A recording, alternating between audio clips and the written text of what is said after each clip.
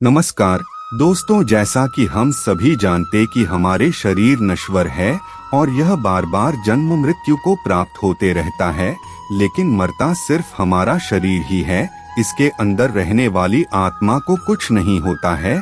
वह शरीर की मृत्यु के बाद वह आत्मा एक शरीर से लेकर दूसरे शरीर में प्रवेश करते रहता है और यह सिलसिला चलते रहता है। मगर आज हम लोग जानेंगे कि मनुष्य के जन्म से पहले और मृत्यु के बाद आत्मा कहाँ जाती है, क्या करती नहीं, इन्हीं सब के बारे में जानेंगे, जिसका वर्णन हिंदू धर्म के 18 पुराणों में से एक गरुड़ पुराण में दिया गया है। तो चलिए जानते हैं। जन्म से पहले और मृत्यु के बाद आत्मा कहाँ रहती है। गरुड़ पुराण। जन्म से पहले और मृत्यु के बाद आत्मा कहाँ रहती है। गरुड़ पुराण। गरुड़ पुराण में वर्णित कथा के अनुसार जैसे ही एक आत्मा अपना शरीर का त्याग करता है तो उस आत्मा को परलोक ले जाने के लिए यम का दूत पहले से ही वहां मौजूद होता है, जिन्हें उन यमदूतों को देखकर अच्छे कर्म करने वाले व्यक्ति का आत्मा बड़ी ही आसानी के साथ उनके साथ चल देते हैं। लेकिन बुरे कर्म करने वालों की आत्मा को यमदूत द्वारा जबरदस्ती खींच कर ले जाया जाता है, जिसके बाद उन यमदूतों द्वारा आत्माओं को ले जाकर यमराज के सामने उपस्थित करते हैं, जहां पर उन आत्माओं द्वारा जीवन में किया गए अच्छे बुरे कर्मों का हिसाब देते हैं और 24 घंटे तक वह आत्मा यमलोक में ही रहती है। मृत आत्मा का सफर। उसके बाद यमदूत 24 घंटे के बाद उन आत्माओं को वही ले जाकर छोड़ देते हैं जिस घर में उसकी मृत्यु हुई थी, जिसके बाद यहाँ वह आत्मा 13 दिनों तक अपने घर में रहती है और फिर 13 दिनों के पश्चात अंतिम संस्कार से जुड़ी सभी क्रियाएं समाप्त होने पर यमदूत उन्हें फिर से लेने आते हैं और उन्हें अपने साथ यमलोक की यात्रा पर ले जाते हैं, जहां उन्हें जब लोक तक पहुंचने वाली मार्ग में अनेक प्रकार की यातनाएं सहनी पड़ती है।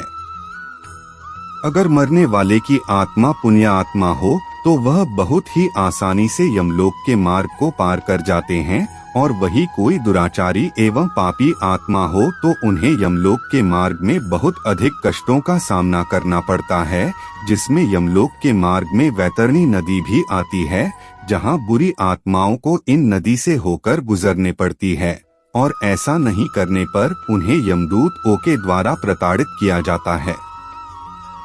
17 दिनों के बाद इस भयानक मार्ग से यात्रा करने पर 18वें दिन यमदूत उन आत्मा को लेकर यमलोक पहुंचते हैं।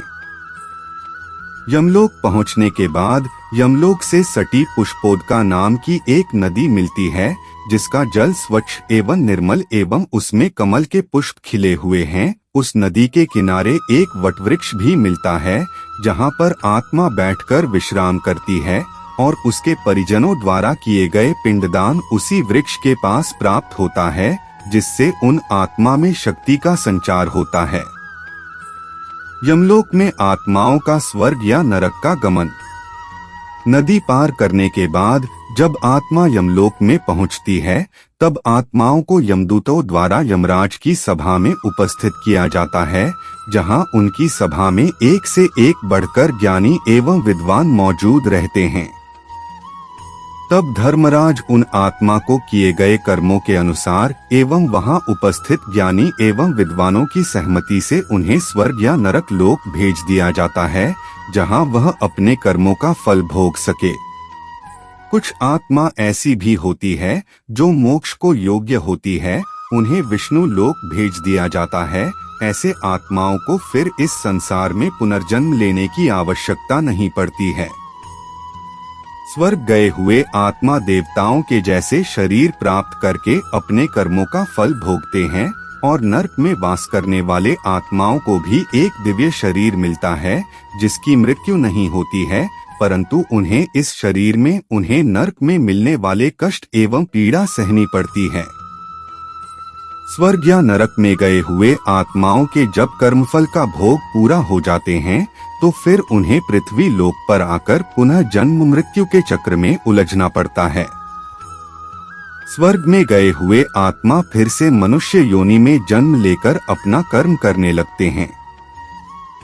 नरक में रहने वाली बुरी आत्मा अपने कर्मों का फल भोग कर फिर से पृथ्वी लोक पर आकर पशु पक्षियों, पेड़ पौधे एवं 84 लाख योनियों भटकने के बाद तब फिर उन्हें सकाम कर्म एवं मोक्ष प्राप्त करने के लिए मानव शरीर प्राप्त होता है। फिर भी आज के समय में लोग धर्म का आचरण छोड़कर गलत राह पर चलते हैं। इसका परिणाम लंबे समय तक भुगतना पड़ता है। इसलिए दोस्तों, हम लोग जीवन में जितने अच्छे से अच्छे कर्म करें तभी हमारा मानव जीवन सफल होगा। यह जानकारी आपको कैसी लगी हमें कमेंट बॉक्स में लिखकर जरूर बताइए। चैनल को सब्सक्राइब करें, वीडियो को शेयर करें। तब तक के लिए जय श्री राम।